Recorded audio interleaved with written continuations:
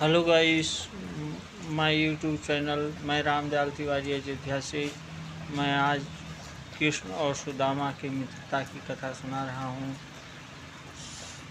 कृष्ण और सुदामा दोनों संदीपन गुरु के यहाँ शिक्षा प्राप्त कर रहे थे और उन दोनों में घनिष्ठ मित्रता थी। एक दिन लकड़ी आश्रम में ख़त्म हो जाने के कारण गुरु माँ ने उन दोनों को जंगल में लकड़ी काटने के लिए भेज दिया। रास्ते में उनको भोजन की व्यवस्था नहीं थी, तो जाते वक्त चने की पोटली गुरु माँ ने दिया कि भूख लगेगा तो दोनों खा लेना। जंगल में लकड़ी बटोरते बटोरते शाम हो गया और शाम होते ही आंधी तूफान आया, बहुत ज़ोर का बरसात हुआ और उसी में दोनों भटक गए और रात वहीं बिताना पड़ा। तो जो चना था श्री कृष्ण का हिस्सा भी सुदामा जी ने खा लिया और उसी के प्रकोप से श्री कृष्ण तो द्वारकाधीश बन गए, लेकिन सुदामा जी गरीब के गरीब ही रह गए और गरीबी के कारण उनका हालत बहुत ही बुरा था।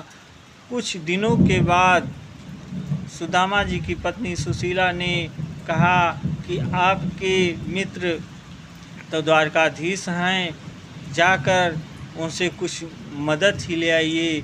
तो पत्नी के कहने पर भगवान श्री कृष्ण द्वारिका को चले गए और द्वारिकाधीश ने उनका बड़ा हाव भाव किया। कुछ दिनों तक उनके पास रहे और रहने के उपरांत इधर भगवान श्री कृष्ण के यहाँ सुदामा जी रहे द्वारिकापुरी में, और इधर भगवान श्री कृष्ण ने विश्वकर्मा को भेजकर द्वारिकापुरी जैसा ही सुदामापुरी का निर्माण करा दिया। जब भगवान के यहाँ से सुदामा जी अपने सुदामापुरी में आए तो उनको ऐसा लगता था कि जैसे मैं द्वारिकापुरी में ही घूम रहा हूँ। घूमते घूमते घूमते घूमते जब उनकी पत्नी सुशीला ने देखा कि हमारे पतिदेव तो हरमित हैं, तो उन्होंने अपने अटारी से नीचे उतरकर चांदी के थाल में आरती उतारा और आरती उतार के अपने घर के अंदर ले गईं। लेकिन ज़्यादा वैभव हो जाने के कारण सुदामा जी से जो भगवान का भजन होता वो भजन होना बंद हो गया।